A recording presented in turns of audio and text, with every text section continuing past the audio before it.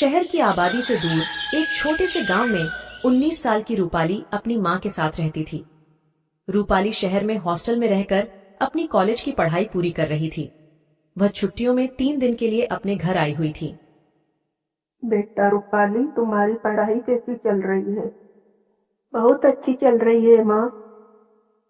तुम इतनी दुबली पतली क्यों लग रही हो? वहाँ पर ठीक से खाती पीती नहीं हो क्या? क्या माँ, मैं तो तुम्हें हमेशा ऐसे ही दुबली पतली और कमजोरी लगती हूँ। अच्छा माँ, ये बताओ, तुम्हारा घुटनों का दर्द अब कैसा है? टाइम पर दवाई लेती हो ना?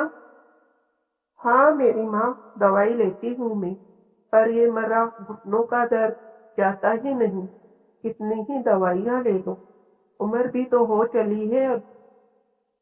बस थोड़े समय की बात है माँ, मेरी पढ़ाई पूरी हो जाएगी तो मैं तुम्हारे पूरे काम कर दिया करूँगी। मेरी लाडो रानी, तेरी पढ़ाई पूरी होते ही मैं कोई अच्छा सा लड़का देखकर तुम्हारी शादी करवा लूंगी और गंगा नहा लूंगी। नहीं माँ, मैं तुम्हें छोड़कर कहीं नहीं जाऊंगी। मैं शादी ही नहीं करूंगी। ये तो दुनिया का दस्तूर है बेटा। बेटी को शादी करके अपनी माँ का घर छोड़कर जाना ही पड़ता है।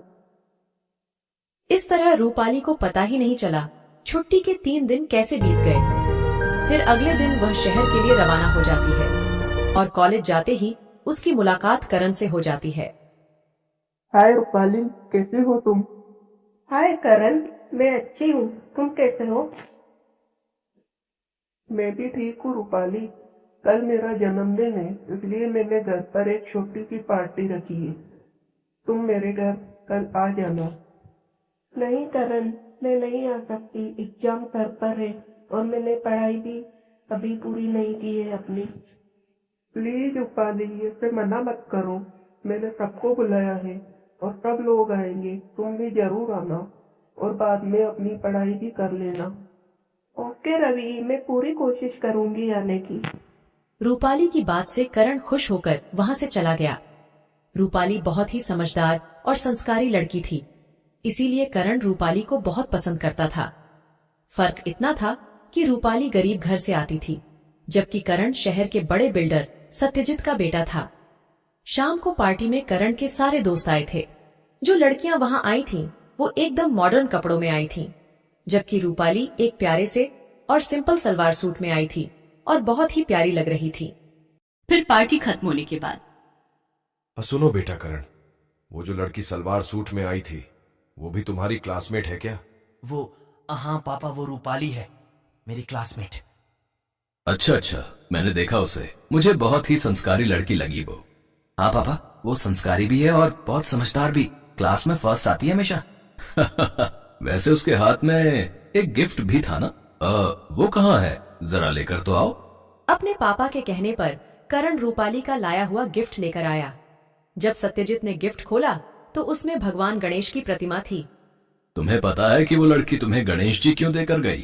अब उसे अच्छे लगे होंगे शायद। बुद्धू, गणेश भगवान बुद्धि के देवता माने जाते हैं, इसीलिए वो तुम्हें गणेश जी की मूर्ति भेंट करके गई है। चलो आओ, इन्हें मंदिर में स्थापित करते हैं।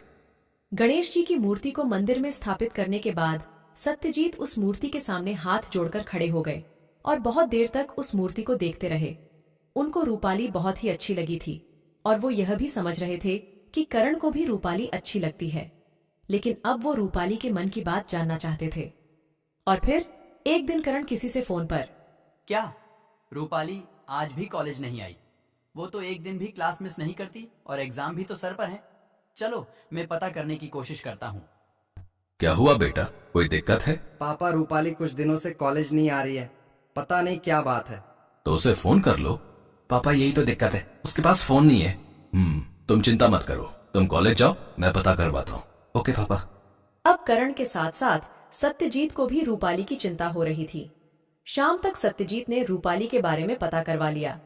फिर अगले ही दिन सत्यजीत करण के साथ रूपाली के गांव की ओर रवाना हो गए।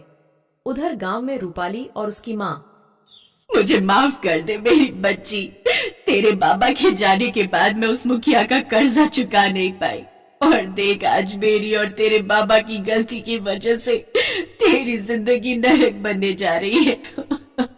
ऐसा मत कहो माँ, बाबा और आपने जो भी किया वो सब मेरे लिए तो किया, लेकिन अगर मेरी किस्मत में यही लिखा है तो यही सही।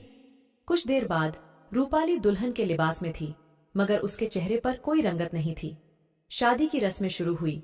रूपाली को समझ में नहीं आ रहा था कि उसकी जिंदगी अब कहाँ जाने वाली है, क्योंकि उसका होने वाला दूल्हा मंडप में शराब के नशे में बैठा था। तभी वहां एक कार आकर रुकी, जिसमें करण और उसके पापा सत्यजीत बैठे थे। रूपाली को दुल्हन के लिबास में देखकर और दूल्हे को नशे में देखकर सत्यजीत को बहुत गुस्सा आ गया और उन्होंने चिल्लाकर कहा, रुक जाओ, तुम कौन हो और शादी क्यों रुकवा रहे हो? मैं कौन हूं ये तुम्हें जानने की जरूरत नहीं है, पर मैं ये जानना चाहता हूं, क्या रूपाली इस शादी के लिए राजी है? सत्यजीत की बात सुनकर वहां खड़े सभी लोग चुप हो गए और रूपाली को रोना आ गया। ओह, तो तुम्हारी शादी जबरदस्ती कराई जा रही है। बेटी, तुम्हें ये शादी करने की कोई जरूरत नहीं है।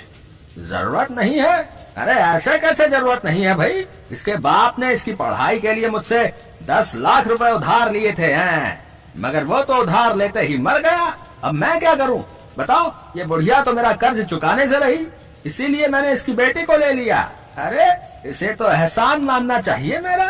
बाकायदा इस लड़की की शादी करवा रहा हूँ अपने बिरजू के साथ हैं। इस नशेड़ी के साथ ये ठीक से खड़ा भी नहीं हो पा रहा।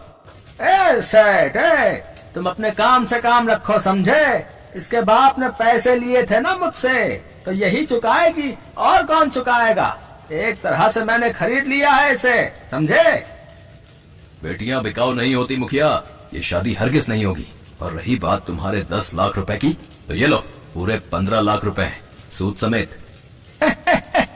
लगता है बहुत बड़े आदमी हो, हैं? तभी झट से 15 लाख रुपए निकाल कर दे दिए। बढ़िया है, बढ़िया है। वैसे अब हम तो चले जाएंगे, लेकिन बिना दहेज के इसकी बेटी से शादी कौन करेगा?